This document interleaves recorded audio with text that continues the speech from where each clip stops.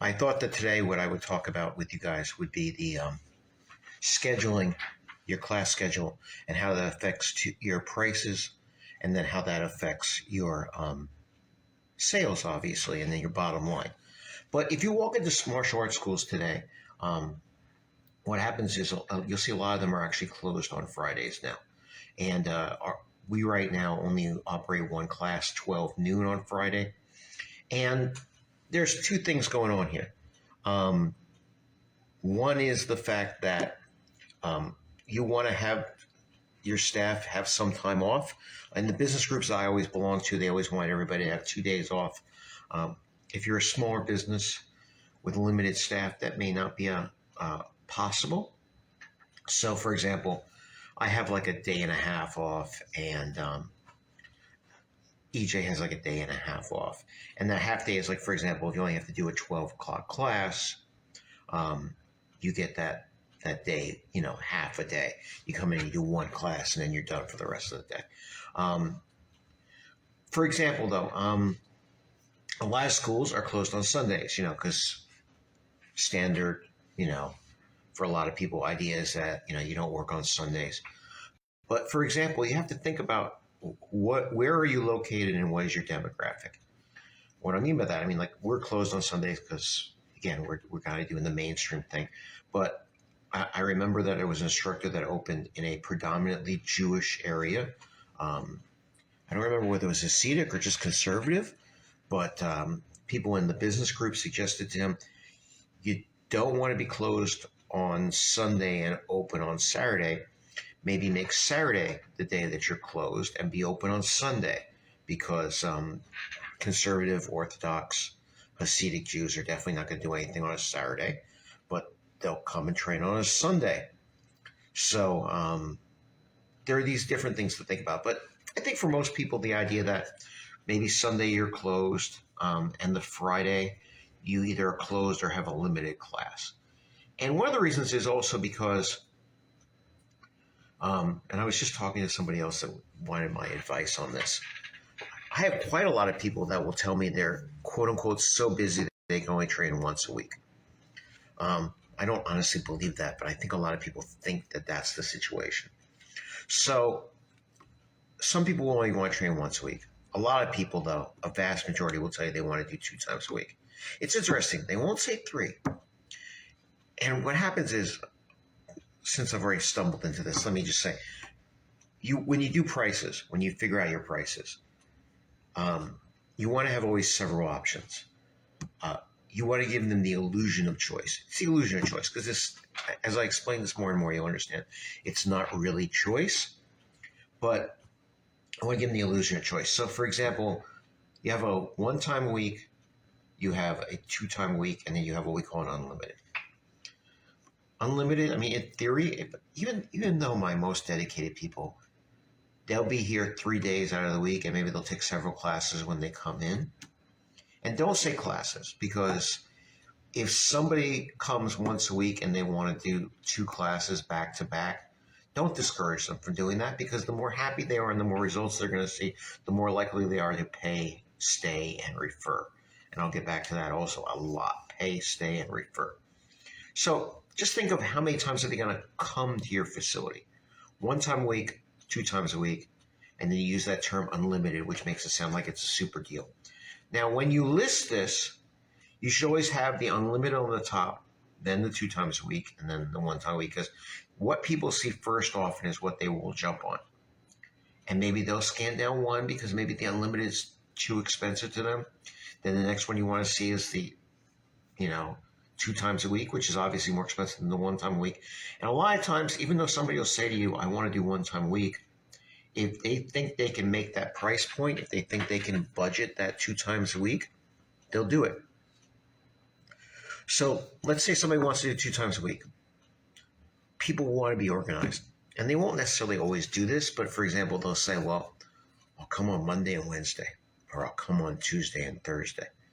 Very few people will say, well, I'll come on Monday and I'll come on Friday, or I'll come on Tuesday and I'll come on Friday, or I'll do Thursday, Friday. Very few people think that way. somebody may have to do, like with my kids, for example, we have scheduling issues. So my kids are now doing karate on Tuesdays and Wednesdays. But very few people will think Friday. And a lot of people think Friday, well, when I'm out done with work, I just want to relax or do something, recreational. And they don't think of their workout as recreational, believe it or not. So you don't worry about Friday because it's going to be low attended. And the reason that we shifted to this was not only because I was looking at the trends, because I've learned to be like a slave to statistics. And I looked at the attendance on Fridays and it was poor. Right now, statistically, Tuesday and Thursday are our two most popular days, followed by Saturday. And the people that are really like gung-ho will be here Tuesday, Thursday, and Saturday. And if any of them see this, they know who they are. You get Monday used to be a huge gym day, but it's not anymore for some reason. But you get people on Monday, you get people on Wednesday. Our Wednesday is actually very popular. But what's interesting is people that show up on Wednesday don't necessarily show up on Monday. So they become that one time a week person. So you can schedule your schedule around, you can schedule your classes around Monday, Tuesday, Wednesday, Thursday. You have the option of doing one class or two classes on a Friday or no classes on a Friday. We always say Friday is for personal training. So if somebody says, well, I want to train on a Friday, I want to do personal training, then, for example, in my gym, EJ is the one that does the personal training because I don't want to be bothered with it, honestly. And he has an opportunity to come in and work for 45 minutes or an hour and make some money that goes right into his pocket. But you can also take the day off. And then we take off Sunday. And Saturday is a busy day for us. It's a pretty busy day.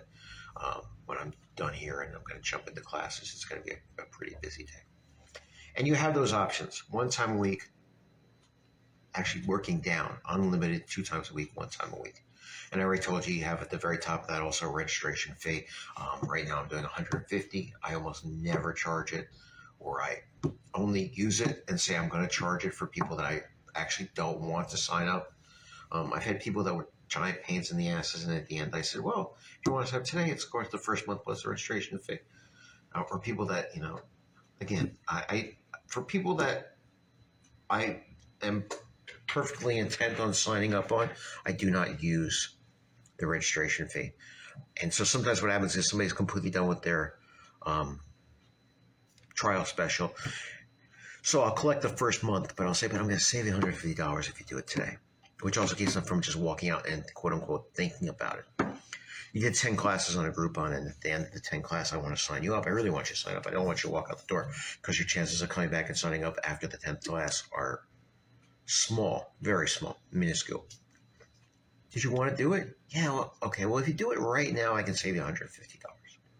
I'm still going to get some money out of them.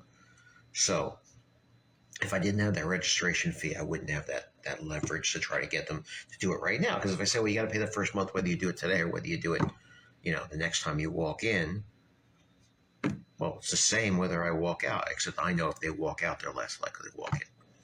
You want to have those choices. I still do class cards. I only do them now with people that absolutely positively would not sign up unless I did class cards. And I do them mostly as what we call a pay in full, meaning that they pay the whole amount up front. Actually, what I do with class cards, since we're on it, is I have a price if you pay it up front, and then if you want to finance it, in other words, pay it off over several months.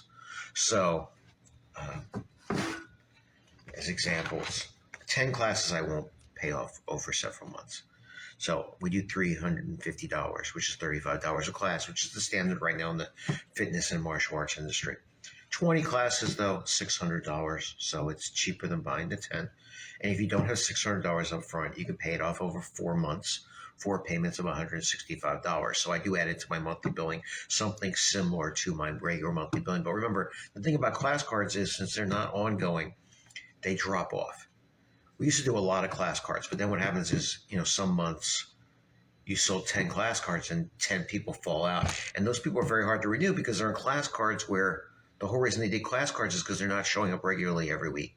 And again, there's a lot to be said for telling people, listen, don't plan to not show up for a week. Show up at least once a week. Consistency.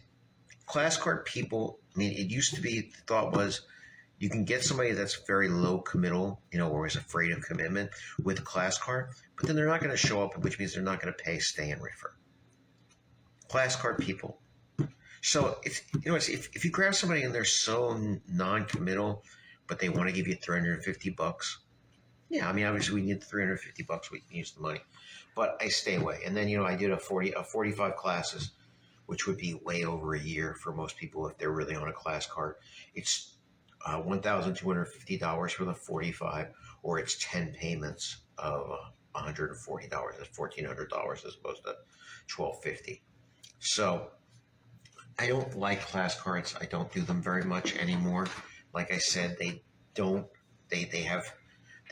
make your billing difficult because you have these big drop-offs. You put somebody on monthly billing, you put them on a 12-month contract, and you do an auto renew, which means some people, they won't show up from day one. You get those people too. They'll pay at least for 12 months, and then they'll have the right to cancel, and that's okay, right? If people are coming and they're happy, they will keep paying, and you don't have to go, do you want to renew? The old days was, we didn't want to do an auto renew. So after 12 months, even though somebody was happy and taking classes, we had to actually say to them, do you want to come to the desk and fill out another contract? And then they have to think about it. If they have to think about it, then they can say, no, I don't want to do it. And anything that requires action is harder than something that requires no action. Somebody's on auto renew. Even if they want to cancel, sometimes people will just not get around to it for a couple of months. Some people just don't even think about it anymore because they don't know whether. I've had people actually that signed up on the contract, right, the first 12 months, and tried to cancel within the 12 months. And they were told, well, you can't because it's a contract. And so they started coming back and taking classes because they figured, the smart ones, figured, well, if I'm paying for it anyway, I might use it. And then they start seeing results and start having fun, and then they continue going. And that's exactly the kind of, reason to have this kind of thing. Now, of course, like I said, there's people some people are stubborn. Some people are, I would say, dense. Forgive me. I've had people find out they can't get out, and so they pay the 12 months. They don't show up and use it. Now, if they were smart, if it was me, I would go, okay, I couldn't cancel it, so I might as well use it if I'm paying for it. And I don't care. You could have been an idiot. You could have been rude to us and everything, but if you're paying for it, come and use the services. I've had people that started off, literally, we were convinced that they were weirdos and convinced that we didn't want them to sign up and everything. And then they signed up and we realized that they're just socially awkward. And they ended up being great students. So I stay away from class cards, but have them in the back because, like I said, there's going to be that one person that goes, I just absolutely know. There's some weeks I can't come, but I really want to do it. Okay, well, you want to do 10 classes for $350? Yeah. Okay. I'll be happy to take your credit card and sign you up for this. But in general, stay away from it because it's going to make your life, your billing is going to become a roller coaster, and it's going to make your life difficult. You put somebody on a monthly billing with a contract and an auto renew, and basically every month you're going to be increasing your billing. It also gives you some flexibility if you want to get into the real business thing, which is that since you know this, you know that basically as long as you put somebody on monthly billing, it's going to constantly, accrue into your billing. Sometimes you can give somebody a little bit of a break. So you go well, you can't do 145 for 1 week. Could you do 129 for, Or sometimes what we used to do is we would do a special, for people that are commitment phobic. Okay, you don't want to do a year contract. You want to do 3 months, for, $360, which is, $120 a month. And then when they're on three months, because they figure it's not that big a commitment. When they're joining the class, they go, well, do you want to continue at $120 a month? And then you turn them into a monthly billing person. And that works like a charm. That I've done that many, I'm tempted to say hundreds of times, and it works like a charm. So you want to have the illusion of choice.